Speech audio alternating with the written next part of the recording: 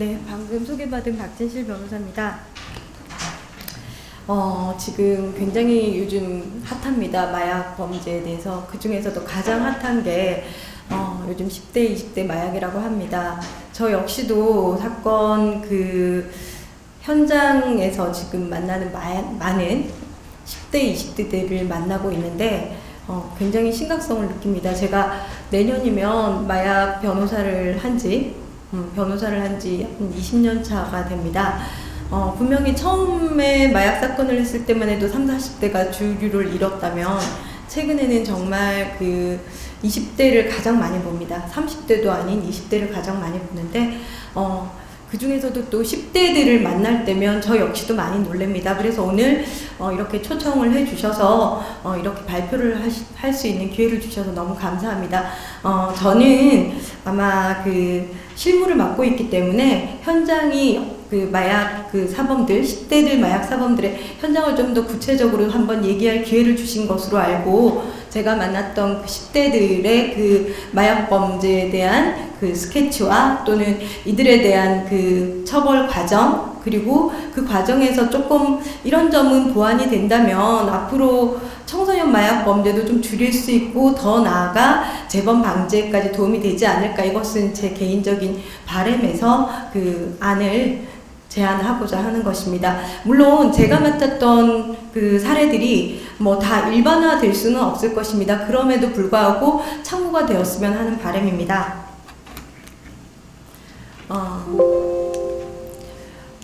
제가 진행을 좀 빨리 해야 돼서 오늘 시간적으로 조금 더 효율적으로 하기 위해서 지금 마약류 사범에 대한 이 현황은 아까 보셨고 저는 현장 스케치를 조금만 말씀드리도록 하겠습니다. 실제로 많은 여기 계신 분들도 그렇겠지만 마약 사범들을 특히나 10대 마약 사범들을 많이 만나실 기회는 없을 것입니다. 제가 만났던 사례들을 조금 얘기를 하도록 하겠습니다.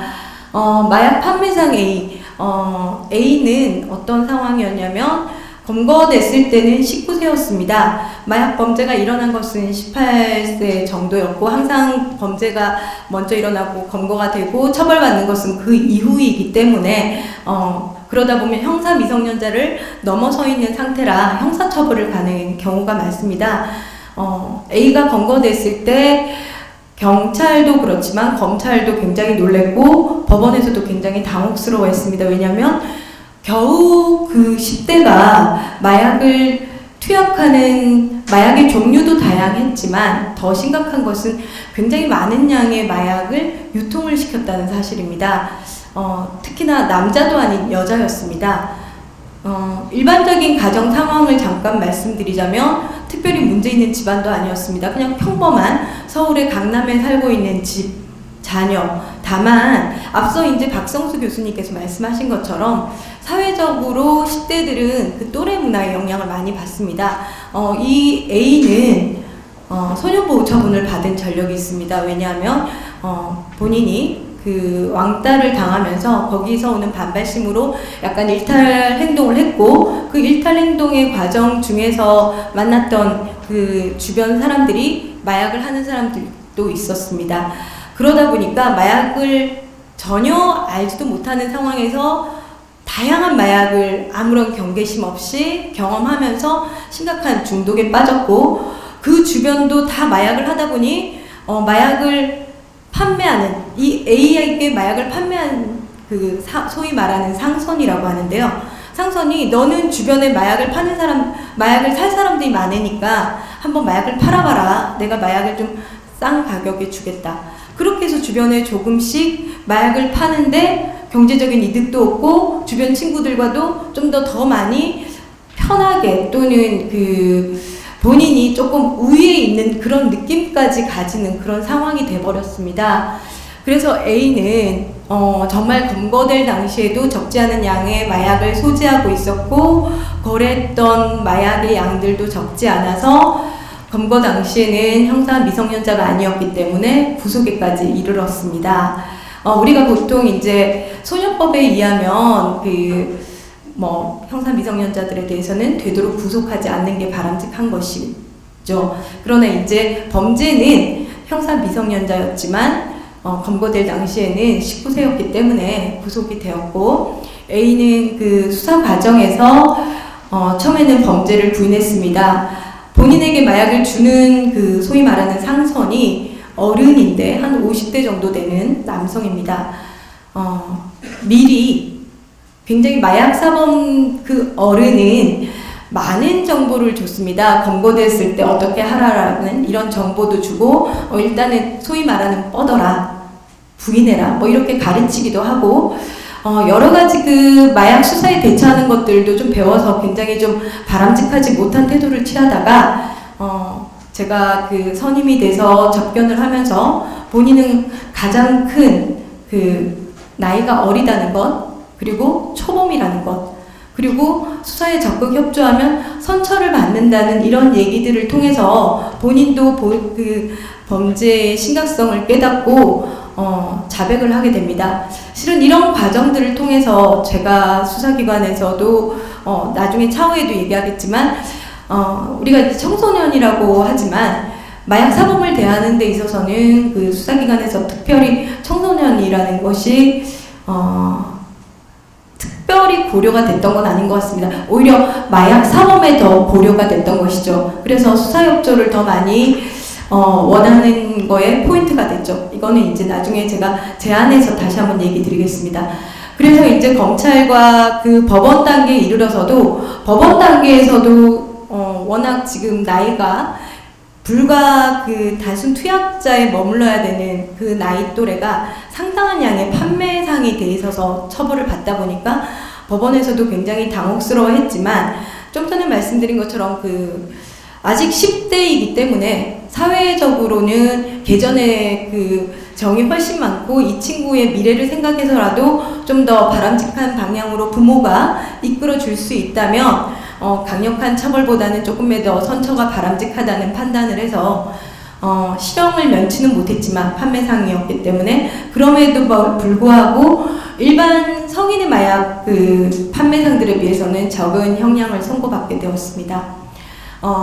제가 그 A의 사례를 통해서 말씀드리고 싶은 것은 이전에는 마약 판매상이라고 하면 대면 거래였기 때문에 일정한 상당의 나이가 있고 어느 정도 투약을 하다가 돈이 없어서 알선책이 됐다가 그나마 이제 주변 사람을 제보하지 않고 신고하지 않고 또는 수사협조하지 않았기 때문에 그 공로를 인정받아 판매상이 되고 좀 더 싼 가격의 물건을 받아서, 이런 과정을 거치지 않고 A 같은 사례는 바로 단순 투약자였다가 좀 더 많은 양을, 중독이 좀 심했기 때문에 많은 양을 먹고 그 주변 환경들도 다 마약 사범들이 좀 많다 보니까 충분한 양을 유통시킬 수 있다 보니 오히려 성인 마약상들이 더 많이 권유를 하는, 내가 좀 더 싸게 줄 테니 더 많은 양을 유통시켜 보라고 권유를 하게 돼서, 너무나 어린 A는 정말로 돈의 맛을 보았기 때문에 거기서 더 벗어나지 못하고 점점점 더 큰 마약상이 됐던 것입니다.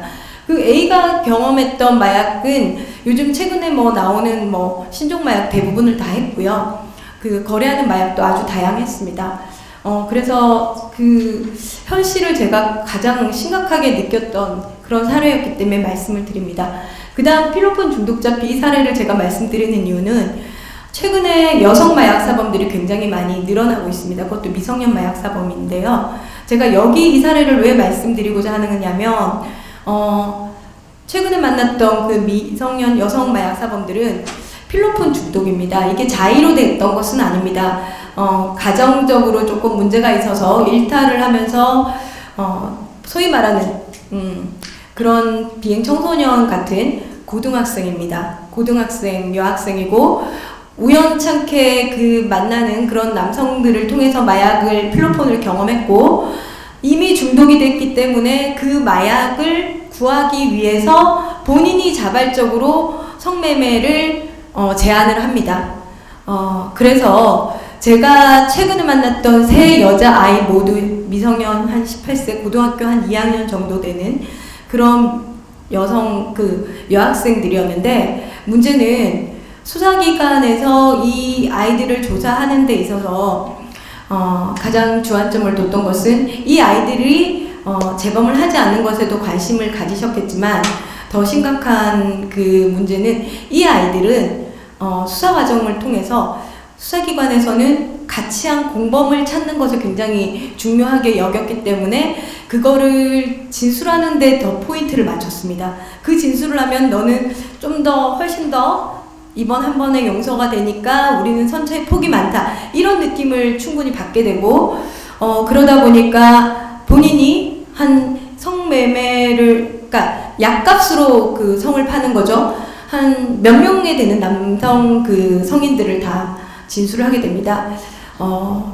이 사례들을 통해서 제가 말씀드리고 싶은 것은 이 아이들은 마약의 무서움보다는 내가 마약사범으로 청소년 마약사범으로 검거됐을 때 수사기관이 원하는 것들이 이런 것들이고 나는 언제든지 또 빠져나갈 수 있다 이런 안일한 생각을 한다는 거죠. 마약 중독의 필로폰 중독의 심각성 또는 벗어나야 된다는 그 생각이 많이 부족했던 것을 제가 봤기 때문에 지금 비사례들을 얘기 드리는 것이고 우리는 청소년이 우리 사회의 미래라고 이야기를 합니다. 그런데 정작 이 청소년들을 대하는 데 있어서는 이 아이들이 건강하게 앞으로 살아가는데 조금 더 도움이 되는 방향으로 이 아이들을 바라보는 것은 조금 성인들이 많이 부족하다. 이 성인들이라는 것은 약을 이 아이들한테 주고 성을 매수한 어른들이죠. 그 어른들은 이렇게 또 항변을 합니다. 저는 쟤네들이 성인이라고 해서 몰랐어요. 오히려 성인이라고 거짓말을 했기 때문에 저희는 속았고 그래서 마약을 본인이 먼저 하자고 이렇게 적극적으로 얘기했다 이렇게 얘기를 하거든요. 필로폰의 중독이 저는 굉장히 심각하다고 생각하는 것 중에 하나가 특히나 여성 그 미성년자들에 대해서 심각하다고 생각하는 이유 중에 하나가 우리 사회가 가장 지금 출산율 이런 것들이 심각하죠. 그리고 아주 나이 어린 이 또래부터 약물에 중독돼서 다른 것도 아닌 필로폰에 중독됐을 때는 정말로 그 아이들의 미래가 너무 눈앞에 그려지잖아요. 단약을 하지 못한 그 상황이 계속 흘러간다면 저는 그래서 이 여성 그 청소년 미성년자들 필로폰 중독자 이 모든 게 결합되어 있는 이 아이들을 보면서 사례들을 보면서 굉장히 심각하고 어른들이 약물을 쉽게 권하는 것 본인의 성적 쾌락을 위해서 쉽게 권하는 것은 그 사람의 그 미성년자의 인생을 정말 나락으로 떨어뜨린다는 인식이 너무 없다는 사실이죠. 결국은 어른들이 굉장히 잘못하는 것이죠. 그런데 정작 형사처벌을 할 때는 어떠냐라고 한다면 그 약물을 준 성인들에 대한 처벌에 있어서는 그냥 똑같이 투약자일 뿐입니다.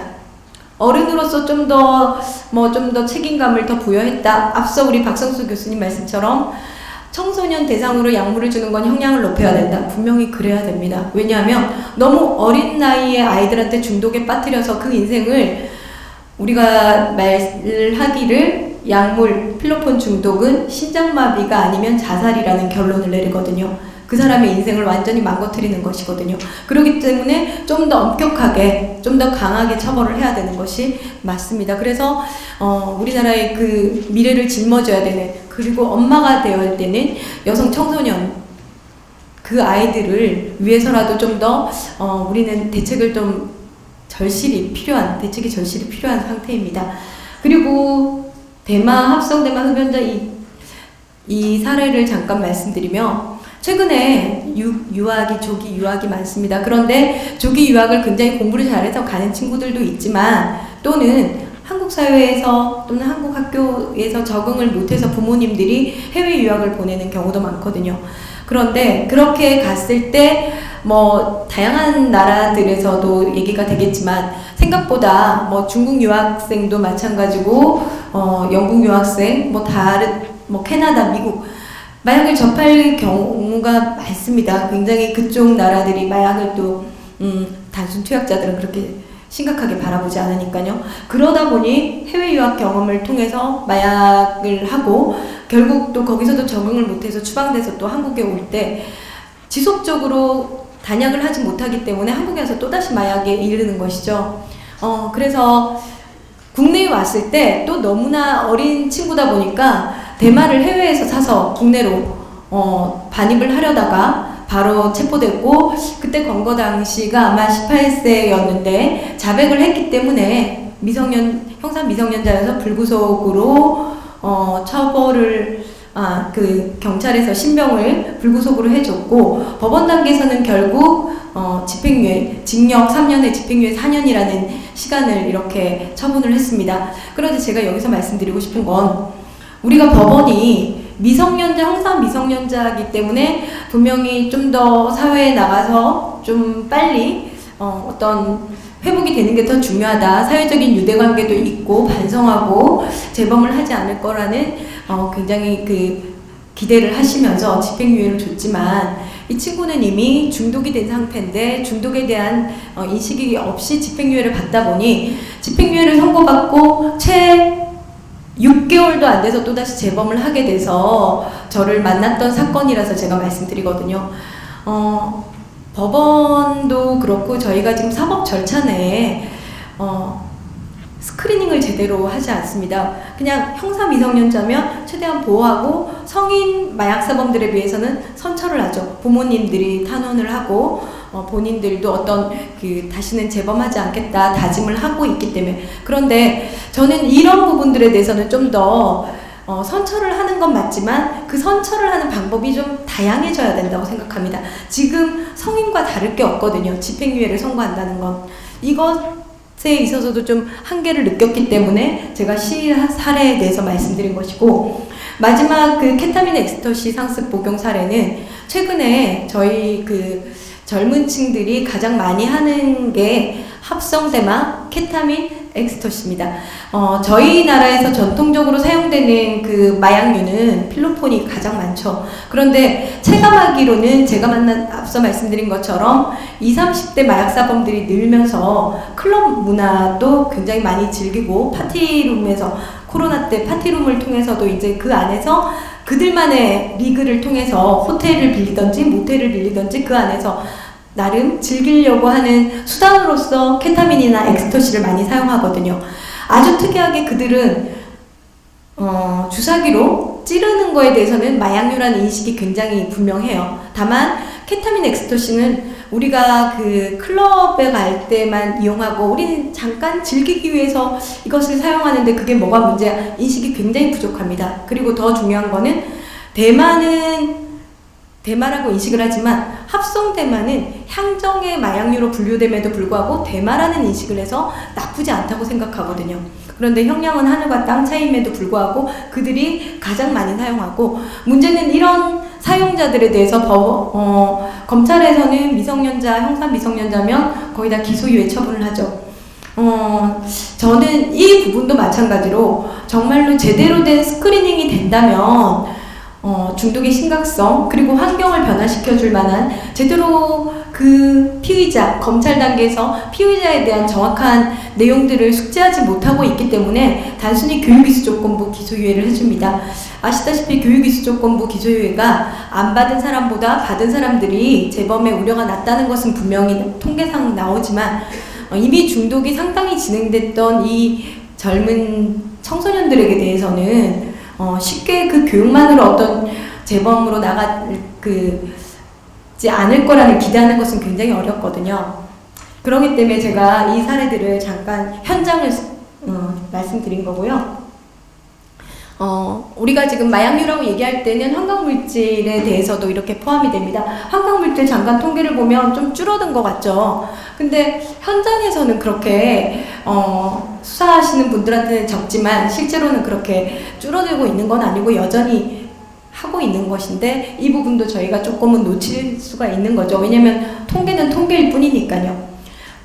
본드나 해피벌룬 같은 경우는 기존에 지금 화학물질관리법 위반으로 인해서 검거가 되면 통상은 기소유예를 합니다. 이 부분도 근원적인 해결은 없이 그냥 일단은 사법체계에 들어왔으니까 본인이 재범을 하지 않는다는 전제로 본드나 해피벌룬을 하는데, 제가 40대가 되는 본드 흡입 성인을 만나는데 지속적으로 계속해서 그 나이까지도 끊지 못하는 거죠.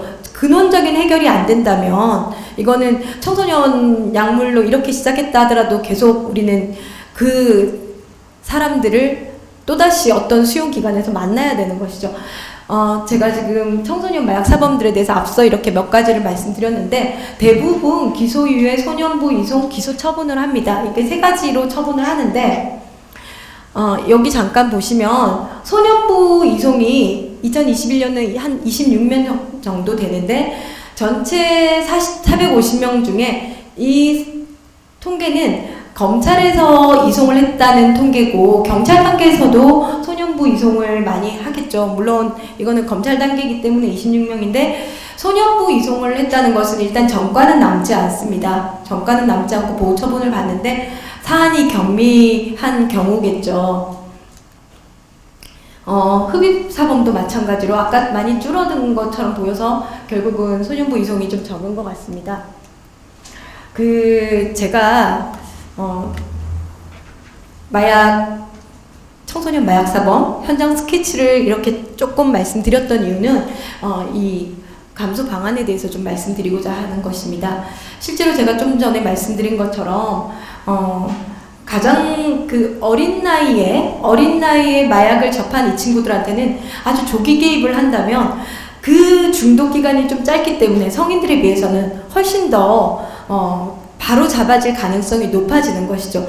그런데 이 청소년들이 그래도 성인과 좀 다르게 사법 절차에 이렇게 진입하게 되면 굉장히 경각심을 가지고 몰랐던 부모님들도 알게 되고 걱정을 하게 되고 그 수사기관을 통해서 마약의 위험성 그리고 처벌의 이렇게 심각성 이런 것들을 듣다 보니 본인도 내가 이대로 있으면 안 되겠다, 뭔가를 해야 되겠다라는 생각을 합니다. 그래서 저는 우리 사법기관에서 경찰 단계에서 아까 제가 조금 말씀드린 것처럼 청소년 특히 여성 같은 경우는 공범을 잡는다고 좀 더 몰두하고 그리고 이렇게 선처한다고 일단 기소유예 교육을 보내고 이런 것들 단계로 가기 전에 경찰 단계에서 좀 경찰도 어떤 기구를 만들어서 조기 개입을 할 수 있도록 청소년이 심리 상담부터 필요하죠. 그 근원적인 해결이 안 되고는 그 친구들이 가만히 제가 앞서 설명드린 사례들을 보더라도 근원적인 문제가 있습니다.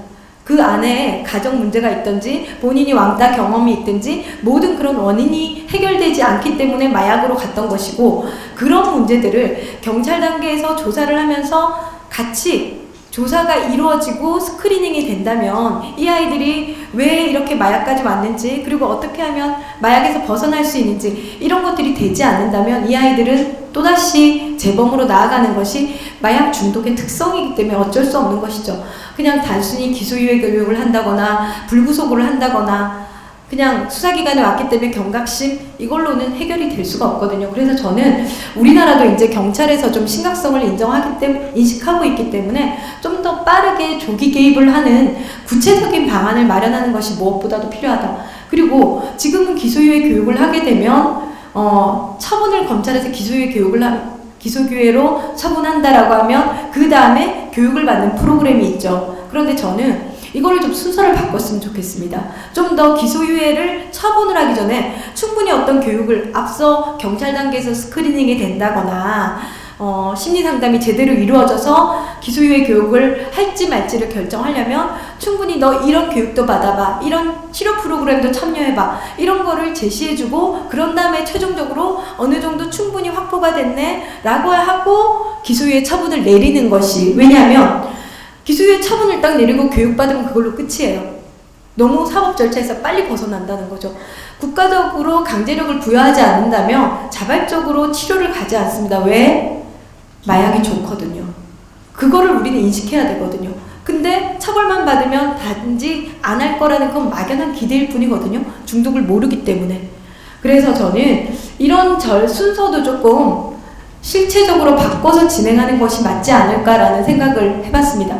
그리고 지금 기소유예 교육을 한다 하더라도 성교육 프로그램과 별 차별을 둘 수가 없는 게 구체적으로 현장에서는 청소년 마약사범이 여지껏 많지 않았기 때문에 심각성을 체감을 하지만 어떻게 프로그램을 만들어 나가야지만 저 아이들한테 효과적으로 재범 방지가 될 수 있을지에 대해서 많은 연구가 되지 않았습니다. 그런 연구들이 이제 좀 제대로 돼야 되는 거죠. 앞서 우리 그 박성수 교수님이 또래 문화도 중요하고 사회 내 이런 그 우리가 유대 관계들 또는 법적인 테두리를 벗어나서도 어떤 그 기관들이 많이 만들어져서 제대로 된 효과를 볼 수 있는 그런 프로그램들을 많이 할 수 있는 기관들을 만들어 가야 되는 거죠.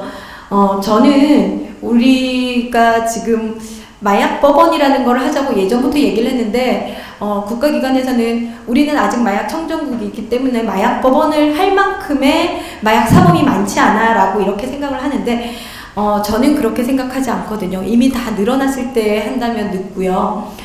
정말 마약법원을 하기까지 뭐 인원이 많지 않다면 솔직히 말해서 청소년 마약사범에 대한 마약법원이라도 따로 구성이 돼야 된다고 봅니다. 앞서 말씀드린 소년부 법원은 청소년 범죄로서 이렇게 바라보지만 좀 더 마약 중심의 그런 것으로 이루어지는 것은 아니거든요. 그렇기 때문에 저는 청소년 마약사범에 대해서는 만이라도 청소년 마약법원을 따로 만들어서 구속이 안 된다고 해서 사법 절차에서 빨리 벗어나게 하는 게 아니라 오히려 오랜 기간 프로그램을 좀 유지할 수 있는 이런 것들이 만들어지는 게 더 바람직하다고 생각합니다. 그리고 마지막으로 판결 선고 시 치료 명령 부과에 대해서도 잠깐 말씀드리자면 저희가 지금 치료 명령이라는 제도가 그 보호관찰 등에 관한 법률에 규정이 되어 있습니다. 금고 이상의 형을 받게 되면 집행유예나 선고유예 할 때 치료 명령을 부과할 수 있다라고 됐는데 대부분의 법원에서는 하지 않습니다. 치료 명령이라는 것들을 부과하는 게 또 다른 그 피고인들한테 불이익을 준다는 인식 때문인지 정확하게 알지 못하지만 제가 앞서 말씀드린 대로 마약이라는 중독이라는 특수성을 본다면 치료 명령을 부과하는 것들이 좀 더 강제적으로 많이 돼야 된다고 보거든요. 그게 청소년 마약 범죄라면 더더욱 그렇습니다. 그런데 지금 통계치를 보면 전혀 그렇지 않거든요. 저는 청소년 마약 범죄에 대해서는 반드시 성인의 나이에 형사 미성년자를 넘어섰다 하더라도 판결 선고 시에 치료 명령을 부과해서 이런 그 좀 더 강제적으로 부과하고 치료를 받을 수 있는 기회를 계속 제공을 해야지만 청소년 마약 범죄도 재범 예방할 수 있고 궁극적으로는 이 친구들이 성인으로까지 계속 중독에서 벗어나지 못하는 그런 고통에서 빠져나올 수 있게 하는 조기 개입의 한 방안이 아닌가 생각합니다. 그래서 제가 현장을 잠깐 말씀드리고 이런 실무적으로 제가 이런 것들이라도 최소한으로 조금 변화가 된다면 좀 더 발전적인 방향이 되지 않을까 해서 말씀드렸습니다. 이상입니다.